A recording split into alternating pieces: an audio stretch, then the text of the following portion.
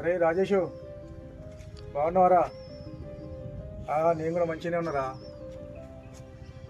ఏం లేదురా, జరా పైసలు అవసరం పడ్డాయి, ఇస్తావేమో అని. అరే గట్ల అనగరా, నువ్వు నీకు ఎన్నోసార్లు ఇచ్చినా కదరా. అరే నిజంగా రా, చాలా అవసరం ఉన్నాయి. అరే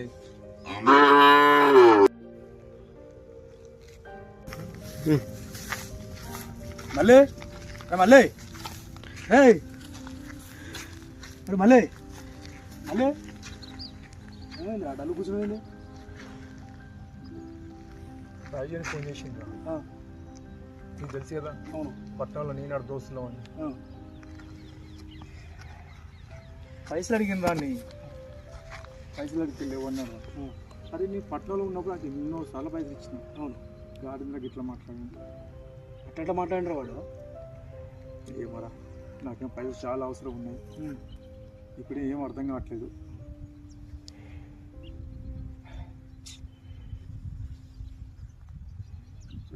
అరే అయితమే కానీ లేరా, ఆ పైసలు ఏందో నేను ఇస్తా కానీ ఏం బాధపడకు. దాని గురించి నువ్వు బాధపడేది.